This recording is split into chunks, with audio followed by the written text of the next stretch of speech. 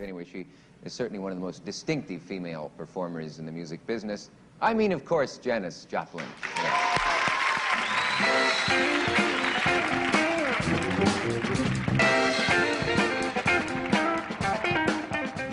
Всем добрый день! Сегодня поговорим о Дженнис Джоплин. Она была символом 60-х годов прошлого века, с их тягой к бездне, наркотикам и надрывной музыке. Она прославилась в 24 года и умерла в 27.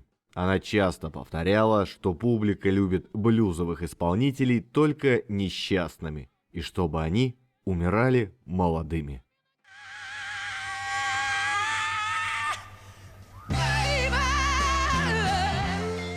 Как гласит легенда, Мойры, богини судьбы, плетут кружево человеческих жизней, пока нить не обрывается. Если это так, то в момент появления на свет Дженнис Джоплин в руках у Мойры оказался Бигфордов шнур. Дженнис родилась 19 января 1943 года в штате Техас и воспитывалась в атмосфере классической музыки и интеллектуальных книг. Ее отец дома зачитывался книгами Данте Алигьери и слушал классические оперы, а ее маме в молодости неоднократно предлагали начать профессиональную певческую карьеру. Их школьному возрасту Дженнис оказалась не по годам интеллектуально развита, из-за чего у нее регулярно случались конфликты с одноклассниками. Пребывание в школе она описала емкой фразой «чужая среди тупых». Еще больше усугубило отношение сверстников к ней то обстоятельство, что Джоплин имела антироссийские взгляды, что в то время, да еще и на юге США, было чем-то экстраординарным. Рано проявилось и творческое начало девочки. Сначала она увлеклась живописью и часто рисовала картины на библейские сюжеты. Позднее Дженнис вошла в полуподпольный кружок молодежи, который изучал современную литературу, блюз и фолк-музыку и радикальные виды искусства. Однако природа наделила ее не слишком красивой, мягко говоря, внешностью. Над полноватым прыщавым подростком с непослушными, вечно спутанными волосами смеялись одноклассники. Дженнис старалась вообще избегать зеркал, чтобы лишний раз не расстраиваться. И уже в старших классах искала спасения от проблем в алкоголе. А еще запиралась в своей комнате, перебирала струны гитары и без конца слушала величайших исполнителей 20 века. В 1963 году она сбежала из колледжа после того, как выиграла местный конкурс на звание самого уродливого человека общежития. По иронии судьбы, последний день в колледже стал днем ее первого мини-триумфа. Дженнис сидела на крыльце домика в кампусе и напевала под гитару, когда кто-то из проходящих мимо студентов вдруг произнес: «Страшила, да ты отлично поешь!» Дженнис подняла глаза и недоумевающе спросила: «Правда? А я и не знала».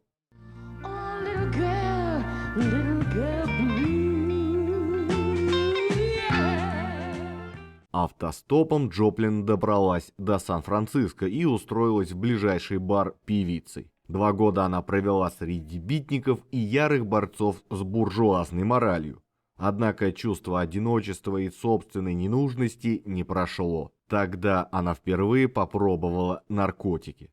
Дженнис понимала, что ей надо вернуться домой, разобраться в себе и решить, что делать дальше. Кто-то в баре дал ей денег на билет, но и дома найти себя не удалось. Родители поощряли увлечение дочери музыкой, однако совершенно не понимали ее. Ей стало ясно, что если она не вернется в Сан-Франциско, то окончательно потеряет себя. Как раз в тот момент она получила письмо от одного из знакомых. В нем, между прочим, говорилось, что какая-то группа ищет вокалистку. Дженнис вернулась в Сан-Франциско и совершенно не узнала города, заполненного хиппи в яркой одежде с нечесанными волосами. Они курили дурь и без конца слушали музыку. Среди них и была та самая группа Big Brother and the Holding Company. И не прошло и 2 недель, как у Дженнис завязался роман с одним из участников группы Джеймсом Герли. Для обоих это было воплощение свободы хиппи и просто секс. При этом обоих не остановил тот факт, что у Джеймса уже была жена Нэнси и ребенок. Нэнси же, застукав их в своей постели, выгнала мужа. 2 недели он жил у Джоплин, но вскоре бросил ее и вернулся к жене. А вскоре и Нэнси с Дженнис подружились. Группа снова начала выступать. Вот такие были времена.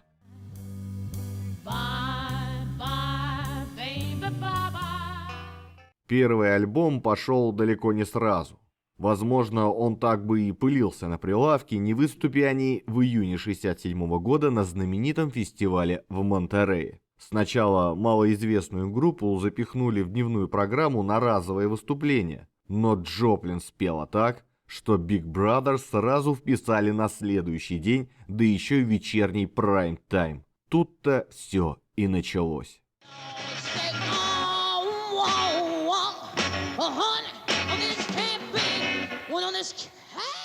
Теперь у Дженнис началась совсем другая жизнь. Успех, постоянные выступления, деньги, а также попойки и наркотики. Дженнис стала идолом молодежи 60-х.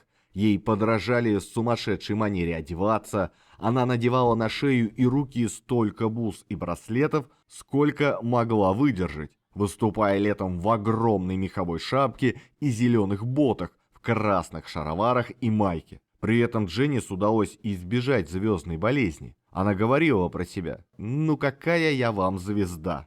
После концерта я разбитая прихожу в гримерку, у меня страшная мигрень. Мне некому возвращаться домой, и я подвыпивший умоляю своего менеджера подбросить меня в пустую квартиру. Разве так происходит у звезд?» В этот же период Дженнис познакомилась с лидером группы The Doors Джимом Моррисоном. Это произошло на голливудской вечеринке в честь Энди Уорхола. На Джоплин было что-то фиолетовое, в волосах торчали перья павлина, а в руке была неизменная бутылка ликера. Джим подошел к ней и бесцеремонно обнял за талию. Он спросил Дженни что-то о ее жизни. Она начала рассказывать про кошмарные университетские годы. Джим пил свое виски и слушал. Через какое-то время Дженнис рассмеялась над чем-то, что рассказывал Моррисон. Он вдруг оскорбился, схватил ее за волосы и резким движением зажал ее голову между ног. Дженнис вскочила, страшно его матеря, и хлестнула Джима по лицу и ушла. Он попытался ее догнать, и когда она уже садилась в свой психоделически разрисованный Порш, стал хватать ее за руки и просить прощения. Тогда Дженнис ударила его бутылкой по голове и уехала. На следующий день Джим ходил как сумасшедший, повторяя: «Какая потрясающая женщина! У кого-нибудь есть ее номер телефона?»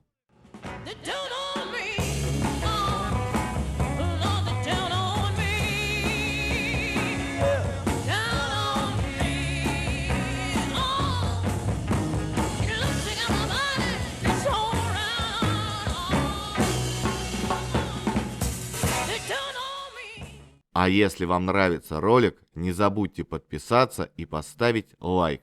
Если хотите послушать музыку, заходите в мою группу ВКонтакте. Там я собираю все треки из роликов. А в своем телеграм-канале я делюсь впечатлениями при их создании. Все ролики я делаю самостоятельно в свободное время после работы на чистом энтузиазме. Поэтому, если вы считаете, что мой труд достоин поддержки, помочь мне вы можете через сервис Boosty. Также веду страницу на Яндекс.Дзене. Если пользуетесь им, буду рад видеть вас и там.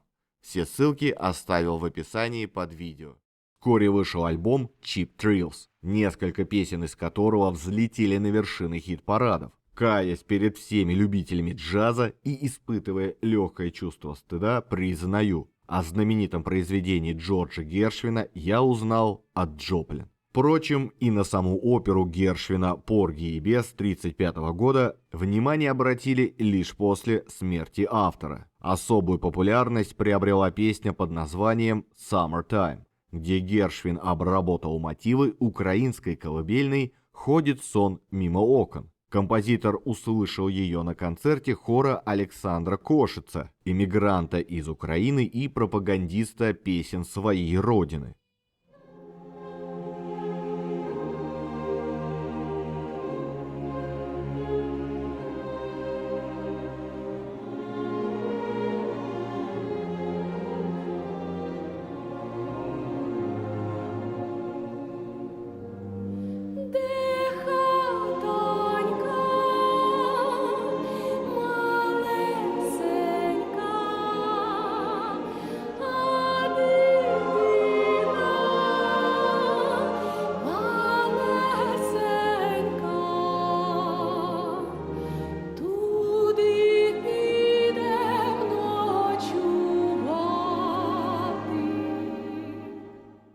Мотивы первоисходника в Summertime Гершвина, конечно, угадываются. Сохраняется и форма колыбельной, в опере ее поет своему ребенку Клара.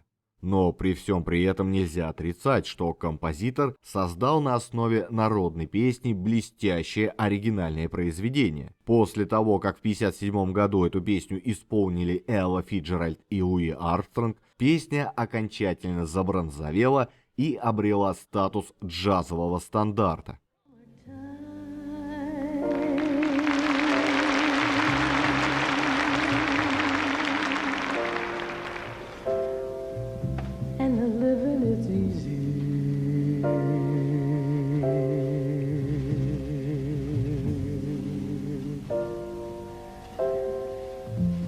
Fish are jumping,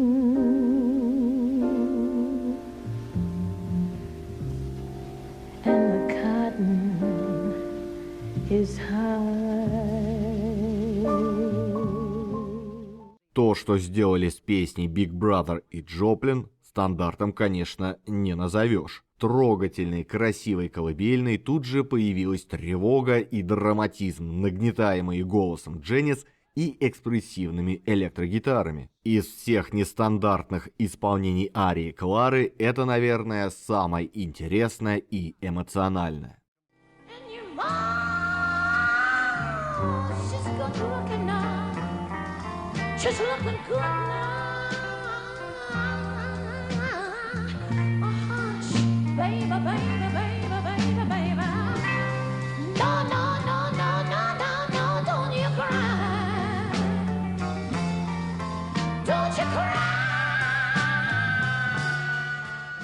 Ну, а, наверное, самой известной чужой своей песней для Джоплин стала песня «Кусок моего сердца». Ее написал творческий тандем Джерри Рогового и Бертни Бернса для старшей сестры Ареты Франклин, Эрмы. Версия Эрмы вышла в 1967 году и заняла лишь 62-е место в американском национальном чарте.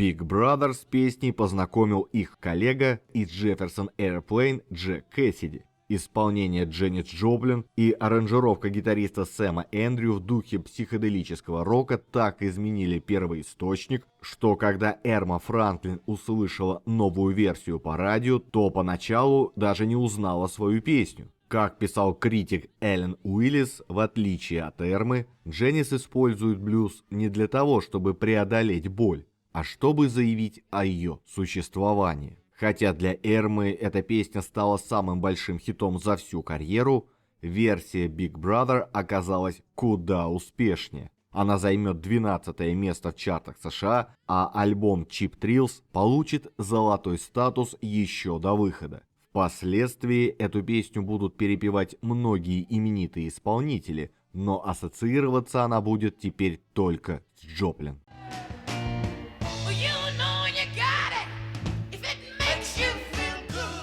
Между тем, участники группы стали замечать, что публика любит и выделяет только Дженнис. Даже на афишах стали писать «Дженнис Джоплин и Ко», а в залах скандировали «Дженнис, мы тебя любим». Газеты кричали о феномене белой певицы с черным голосом. И на Рождество 1968 года группа сыграла вместе последний концерт. Джоплин создала собственную группу Cosmic Blues Band. Название коллективу дала одноименная песня «Космический блюз», на этот раз написанная самой Джоплин с помощью продюсера Гэбриэла Мэклера. Это была очередная красивая и чувственная песня о любви и разочаровании. Искусственно собранный Cosmic Blues Band продержался еще меньше, чем Big Brother. В итоге Дженнис приняла единственно правильное решение и отправилась в сольное плавание. К сожалению, оно оказалось еще короче.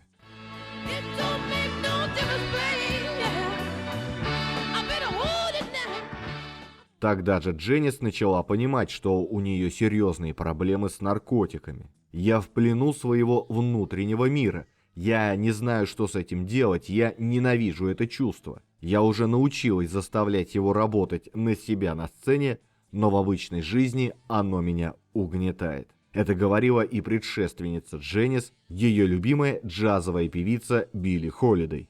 Она умерла в 37 лет, и когда перед смертью ей предрекали, что она умрет от алкоголизма, она отвечала: «Нет, я умру от одиночества». В июле 1969 года Джоплин пришло известие о ее подруге Нэнси, той самой, у которой она на некоторое время уводила мужа.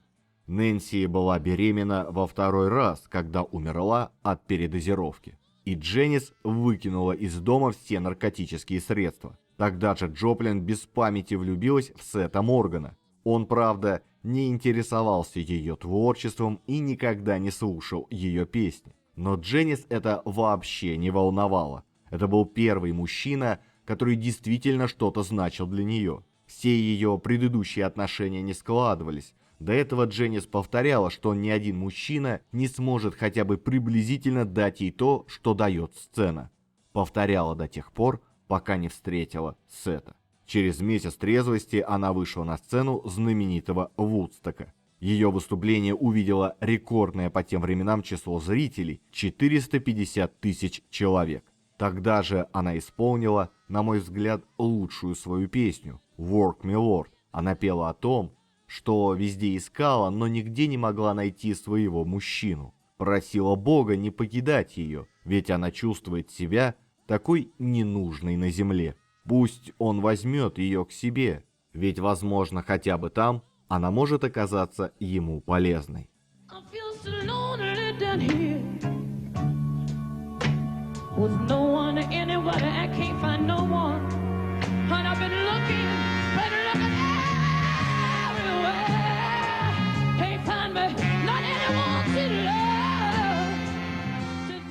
В 70-м году ничего не предвещало трагедии. Напротив, Дженнис очередной раз попыталась завязать с наркотиками, а ее беспорядочная личная жизнь начала обретать твердую почву. Продюсировать первый сольный альбом вызвался Пол Ротшильд, прославившийся работой с Doors.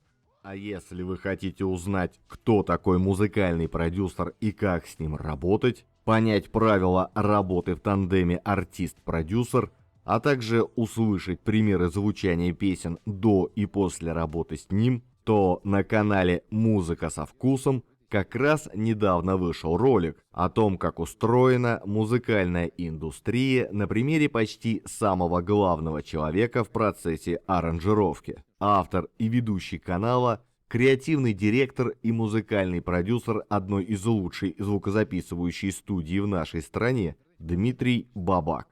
На своем канале он выпускает ролики об истории песен, подкасты с артистами и представителями шоу-бизнеса. Кроме того, у Дмитрия очень живой и интересный канал в Телеграме, где он пишет о разных музыкальных фактах, о которых многие не знают.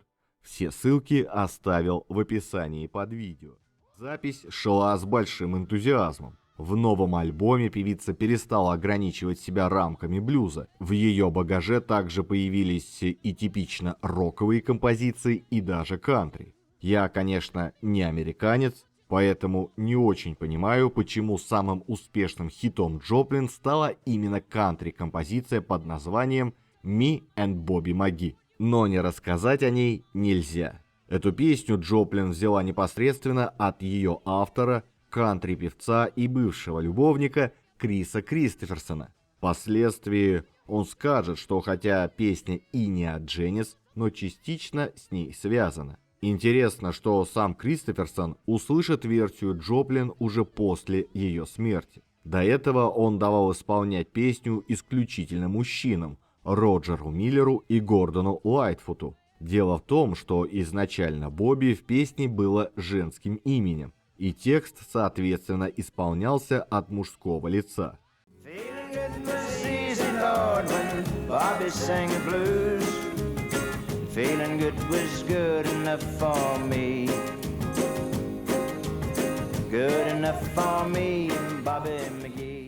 Ну а Дженнис переделала все под себя, и Бобби стал мужчиной. Версия Джоплин стала не только самой успешной ее песней, но и редчайшим в истории поп-музыки посмертным хитом номер 1. enough for me and my Bobby. 1 октября 70-го года Дженнис появилась в студии, попросила включить магнитофон на запись, подошла к микрофону и с улыбкой заявила, что сейчас исполнит песню огромной политической и социальной важности, после чего в полной тишине заголосила. Oh Lord, won't you buy me a Mercedes-Benz? Затем певица упоминает в тексте ТВ-передачу, где разыгрывались ценные призы, и просит у Господа не спаслать ей цветной телевизор и даже оплатить ночные гулянки. Думаю, не стоит пояснять, что смысл песни насквозь ироничен, а его хиповские иглы направлены прямо в сторону общества потребления, которое, как известно, все-таки победило, а потом все и загубило. Этот экспромт Джоплин сочинила на основе песни Майкла Маклура, где, собственно, и была строчка «Боже, купи мне Mercedes-Benz». Когда она доработала свою версию, то сразу показала ее Маклуру, но тот заявил, что ему больше нравится своя. В итоге на конверте пластинки Джоплин и Маклура указали как соавторов. Эта песня оказалась последней песней, исполненной Дженнис. Won't you buy me a Mercedes-Benz? Вскоре у Дженнис случился срыв. Она напилась и вколола себе огромную дозу героина. На следующее утро она не приехала в аэропорт встречать Сета.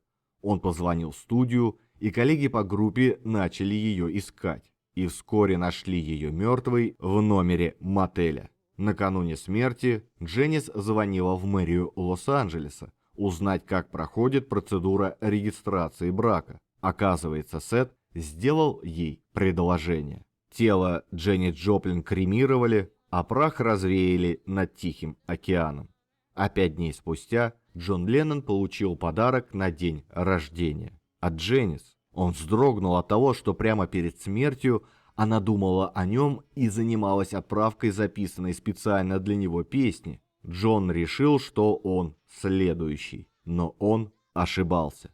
Он прожил еще 10 лет. Следующим оказался Джим Моррисон. 3 символов 60-х не стало в течение года. Хендрикса, который умер на 2 недели раньше Дженнис, самой Джоплин и Моррисона, который ушел через 9 месяцев. Пластинка, которой дали название по прозвищу Дженнис «Жемчужина», вышла уже посмертно и очень быстро возглавила хит-парад США. 2 композиции так и остались на ней незаконченными. Инструментал, заживо погребенный в блюзе, которому певица не успела записать вокал, и Mercedes-Benz, который решили оставить в акапельном исполнении. Версия с дописанной инструментальной подкладкой выйдет только в 2003 году.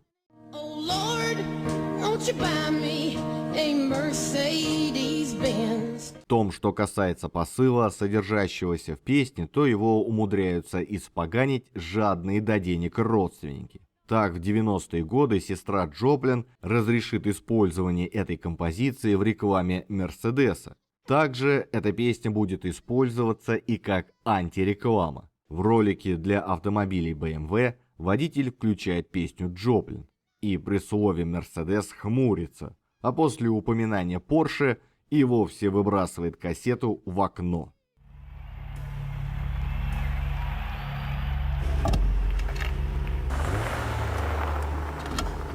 I like to do a song of great social and political import. It goes like this. Oh Lord, won't you buy me a Mercedes-Benz? Nichts klingt besser als der Reihen-Sechszylinder im neuen BMW Z3 Roadster. My friends all drive Porsches.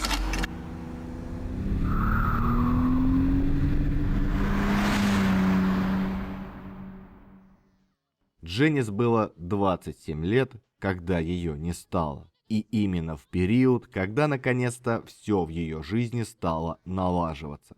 У нее появился жених, карьера достигла пика. Джоплин могла вот-вот почувствовать вкус счастья и распробовать взаимную любовь. Но она так много пела о том, чтобы Бог забрал ее к себе, что это все-таки сбылось.